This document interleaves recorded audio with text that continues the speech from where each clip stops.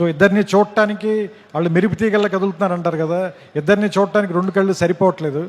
So Dil Raju గారు చెప్పినట్టు మనం 72 గంటల తర్వాత థియేటర్లో దాన్ని పూర్తిగా ఎంజాయ్ చేద్దాం.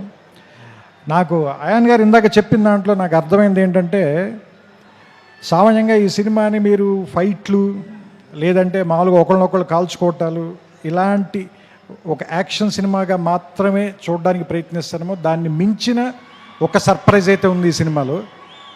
ఎందుకంటే అలాంటి సినిమాకి అయితే మనం ఎన్టీఆర్ గారి దాకా రావాలి, ఆయన కాదు కదా. ఎందుకంటే ఆయనకున్న పేరే ఎలాంటి ఎమోషన్ అయినా పలికిస్తాడు కదా. సో అలాంటి మనం బంగారం చేతిలో పెట్టుకున్న తర్వాత దాన్ని నగ చేయించుకోవాలనుకుంటాం, కానీ బీరువాలు పెట్టి తాళమేం కదా.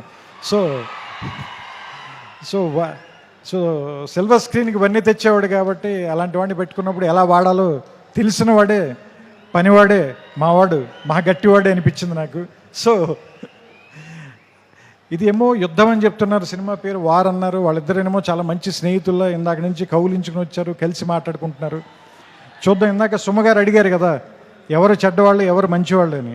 చూస్తుంటే సినిమాలో క్యారెక్టర్లో హృతిక్కి సంబంధించినంత వరకు తారక్ చెడ్డవాడు, తారక్కి సంబంధించినంత వరకు హృతిక్ చెడ్డవాడు, కానీ వాళ్ళిద్దరు మాత్రం చాలా మంచిగా చేస్తారు అనిపిస్తుంది ఈ సినిమాలో. సో రకంగా మంచి చెడ్డ కంటే కూడా ఇది ఒక మంచి సినిమా అవుతుందని మాత్రం ఖచ్చితంగా నాకైతే అనిపిస్తుంది ట్రైలర్ చూసిన తర్వాత. ఇద్దరు యాక్టర్లను పెట్టుకున్న తర్వాత, అందులోనూ ఇద్దరు పెద్ద స్టార్ని పెట్టుకున్న తర్వాత, అంటే యాక్చువల్గా చెప్పాలంటే ఒకళ్ళు వింధ్య పర్వతం, ఇంకొకళ్ళు హిమాలయ పర్వతం, అలాంటి వాళ్ళు ఇద్దరు. అలాంటి వాళ్ళిద్దరిని ఒకే చోట కూర్చోబెట్టి వాళ్ళతో సినిమా తీయాలి అంటే నిజంగా అయాన్కి హ్యాట్స్ ఆఫ్ చెప్పాలి. ఇలాంటి ఇద్దరిని బ్యాలెన్స్ చేయటం అంత ఈజీ కాదు. ట్రైలర్ చూస్తేనే అర్థమైపోతుంది మనకి. అంతే చెప్తున్నా కదా, అన్నం అంతా తినక్కర్లేదు, మెతుకు చూస్తే చాలు అంటారు కదా.